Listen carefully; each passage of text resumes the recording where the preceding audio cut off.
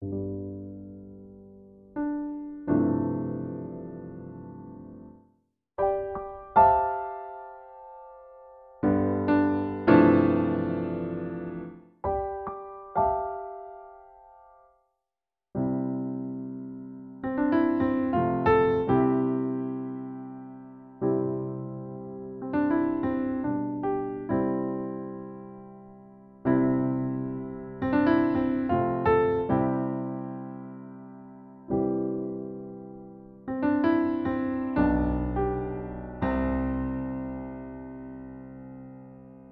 it was like being a mountaineer boy is it was beautiful. I wouldn't change my childhood for a thing.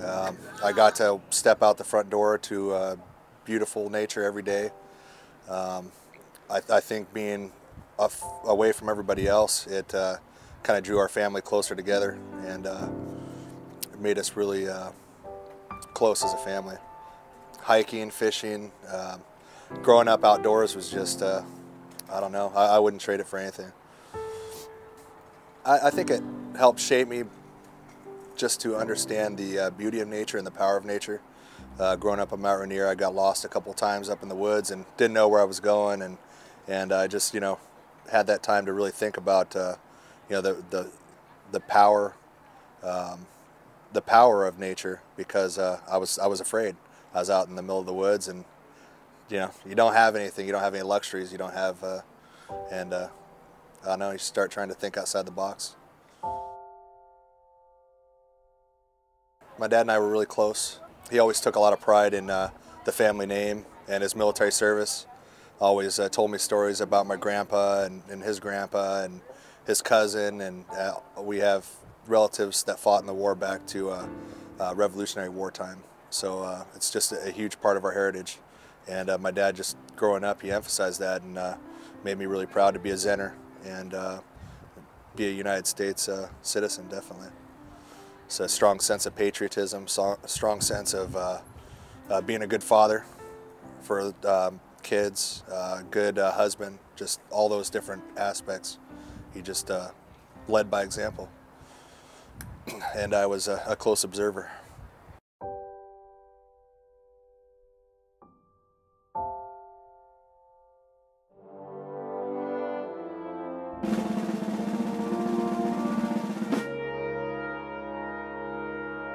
I was deployed June of '06 to our first assignment. We thought we were going to Al-Assad, so I was on the scouting mission. We went there for about a week.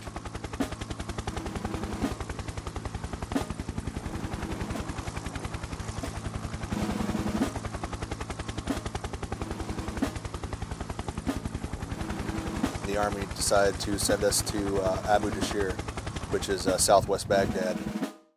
I think part of what happened is I was developing and just developing this deep self-awareness and awareness of others. And at the same time, I'd go out on missions and I'd just witness some of the most horrific things that I thought imaginable, and it affected my world.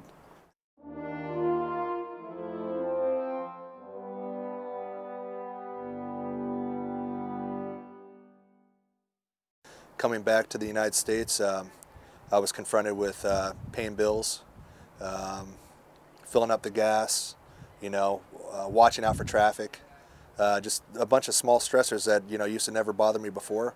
And coming back, living in where there was just two focuses in my life, books and patrol the mission, I just felt overwhelmed.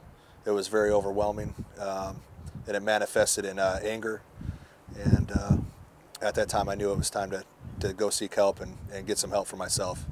I felt like I was okay, but I could tell my actions were not okay, and other people were telling me that I wasn't okay.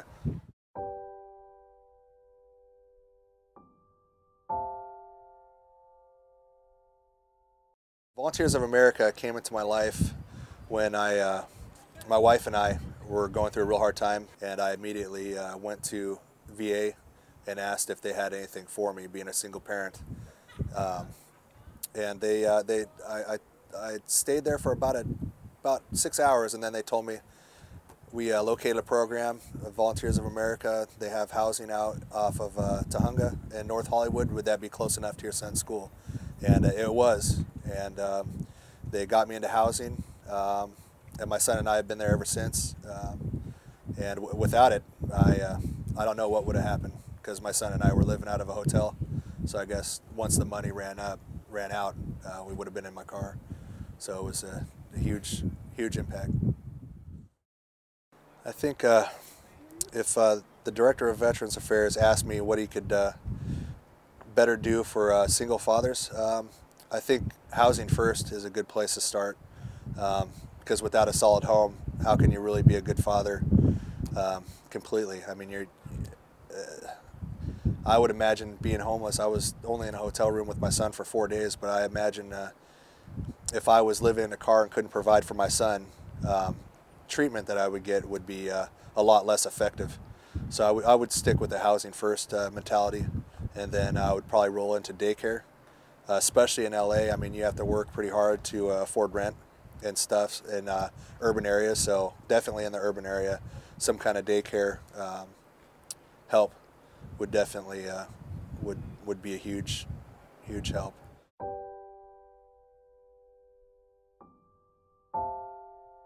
I would say the biggest contributor to social justice, which kind of focused me to get into the MSW program, would be I remember 13 years old sitting out in the car while my mom and dad went through marriage counseling, and I remember what it was like living in the house with my dad when his PTSD was triggered when I was 13, and I just saw what counseling did and what counseling can do for people, and they got my dad back on track, so we were a cohesive family again. And I think most, if not all of it, is contributable to the VA and to the helping profession like social workers and marriage and family therapy.